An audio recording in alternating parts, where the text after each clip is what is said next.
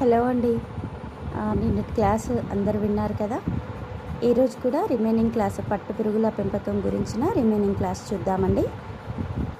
నిన్నటి క్లాస్లో మనము గుడ్డు నుండి లార్వా ఏర్పడిన తర్వాత 30 నుండి 35 రోజుల వరకు అది మల్బరీ ఆకులను విపరీతంగా తింటూ బాగా పెరిగి తన చుట్టూ ఒక కోశాన్ని ఏర్పరచుకుంటుంది అని చెప్పాం కదా. అలా కోశాన్ని ఏర్పరచుకోవడానికంటే ముందు దాని నోటి నుండి ఒక ద్రవం లాంటిది రిలీజ్ అవ్వడం జరుగుతుంది. ఈ ద్రవం ఏమవుతుందంటే గాలి వేడి తగలగానే ఒక దారం లాగా మారి గట్టిపడి డింబకం చుట్టూ కోశాన్ని ఏర్పరుస్తుంది. ఈ దశనే మనము కోశస్థ దశ అంటాం, అంటే థర్డ్ స్టేజ్ అన్నమాట. ఇది చాలా చాలా ఇంపార్టెంట్. దీని నుండే మనకు పట్టుదారం అనేది రావడం జరుగుతుంది. లార్వా కోశస్థ దశకు చేరిన తర్వాత 2-3 రోజుల్లో దారాన్ని తెంచుకొని బయటకు వస్తుంది అనుకున్నప్పుడు రైతు వేడి నీటిలో వేసి 10 నుండి 15 నిమిషాలు దానిలోని పట్టు పురుగు చనిపోయేలాగా వేడి చేయడం జరుగుతుందన్నమాట. దీనిని ఇలాగా ఆ పట్టు పురుగుని చంపేసి ఆ పట్టుకాయను వేరు చేయడాన్ని ఏమంటామంటే స్టిప్లింగ్ అనేసి అంటాం. దీని ద్వారా పొడవైన ద్వారా మనకు దారం అనేది ఉత్పత్తి అవుతుంది. ఈ పట్టుకాయలను రీలింగ్ కేంద్రాలకు అమ్ముతారు. ఎందుకు అనంటే ఈ రీలింగ్ కేంద్రాలలో నుండే మనకు పట్టుదారం అనేది పట్టుకాయల నుండి తయారవడం జరుగుతుంది. ఇవి ఎక్కడున్నాయి అంటే ఏపీలో వచ్చేసి నందికొట్కూరు కర్నూలు డిస్టిక్లో ఉంది, అనంతపురం డిస్టిక్లో హిందూపురంలో ఉంది.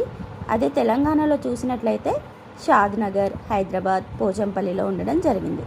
పట్టుకాయల నుండి పట్టుదారాన్ని తీయడాన్నే మనం రీలింగ్ అంటాము. ఈ రీలింగ్ చేసేవారిని ఏమంటామంటే రీలర్స్ లేదా ట్విస్టర్స్ అంటాం. ఒక పట్టుకాయ నుండి మనకు 1000 నుండి 3000 ఫీట్స్ పట్టుదారం వస్తుందండి. మరి ఒక పౌను పట్టుకి మనకి ఎన్ని కాయలు కావాలంటే 2000 నుండి 3000 పట్టుకాయలు కావాలి. మరి అలా 2000 నుండి 3000 పట్టుకాయల నుండి మనకి ఎంత పట్టు వస్తుంది అని అంటే దాదాపు 16 కిలోమీటర్లు లేదా 1000 మైల్స్ లేదంటే 5 మిలియన్ అడుగులు వస్తుంది. దీనిని ఏమంటామంటే ఒక పౌన్ అంటాం. మరి ఒక్క పట్టు చీర తయారు కావడానికి మనకు ఒక పౌన్ పట్టుదారం అవసరమవుతుంది. ఇందులో 3 నుండి 8 పోగులు ఉంటాయన్నమాట. ఈ పట్టుదారంలో ఉండే ప్రోటీన్స్ ఏంటి అంటే సిరిసిన్ అండ్ ఫైబ్రాయిడ్. ఏపీలోని ధర్మవరంని మనము సిల్క్ సిటీ ఆఫ్ ఆంధ్రప్రదేశ్ అంటాము. వెంకటగిరి పట్టునైతేనేమో టై అండ్ డైన్ లేదా జమదాని పట్టు అనేసి అంటాము. అదే తెలంగాణలో అయితే పోచంపల్లి పట్టును టై అండ్ డై పట్టు లేదా జమదాని పట్టు అంటారు. ఇండియాలో మైసూర్, రామానగర్ పట్టణాలలో పట్టు ప్రసిద్ధి చెందింది. చాలా క్వాలిటీగా ఉంటుందండి. అక్కడ కృత్రిమ పట్టు కూడా తయారు చేస్తున్నారు. దానిని ఏమంటామంటే రేయన్ అంటాం. మరి పట్టు ద్వారా మనకు ఉన్నటువంటి అడ్వాంటేజెస్ ఏంటి అంటే పట్టు వస్త్రాల తయారీకి ఉపయోగపడుతుంది, ఆపరేషన్లో అంతర్గతంగా కుట్లు వేయడానికి ఉపయోగపడుతుంది, క్రేప్ మరియు సాటిన్ లాంటి వస్త్రాలను తయారు చేయడానికి కూడా ఉపయోగపడుతుంది. డిసడ్వాంటేజెస్ని చూసినట్లయితే మనకు పట్టు వల్ల డిసడ్వాంటేజెస్ లేవు, కానీ పట్టు తయారు చేసేటువంటి కర్మాగారాల్లో పనిచేసే వారికి చర్మ సంబంధిత వ్యాధులు కానీ శ్వాసకోశ సంబంధిత వ్యాధులు కానీ రావడం జరుగుతుంది.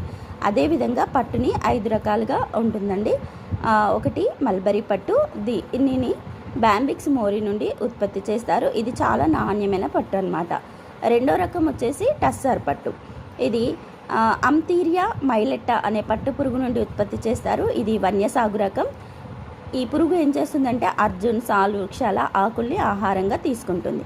మరి మూడో రకం వచ్చేసి ఈరి పట్టు అండి. నాలుగోది వచ్చేసి ముంగా పట్టు, ఐదోది కోశ పట్టు. అయితే టస్సర్ పట్టును గుడ్డు దశ నుండి చంపరు. ఇది చాలా ఇంపార్టెంట్ బిట్టు. అన్నీ ఏమో మనము గుడ్డు దశ నుండే చంపేసి ఆ పట్టు చిలకను చంపేసి మనము పట్టుదారాన్ని ఏం చేస్తాం, మనము కలెక్ట్ చేసుకోవడం జరుగుతుంది అనమాట. కానీ టస్సర్ పట్టును మాత్రం గుడ్డు దశ నుంచి చంపరు. కుసుమ రాజయ్య అనే వ్యక్తి ఏం చేశాడంటే అహింస పట్టు పద్ధతిని ప్రవేశపెట్టారు. కాకపోతే ఈ పద్ధతి అనేది ఖర్చుతో కూడింది.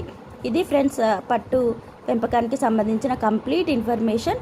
దీని నుండి మనకు ఖచ్చితంగా స్కూల్ అసిస్టెంట్ కానీ, ఎస్జిటి కానీ, టెట్ కానీ, డిఎస్సిలో కానీ ఎందులోనైనా కూడా కంపల్సరీ ఒక మార్క్ రావడానికి అవకాశం ఉంది.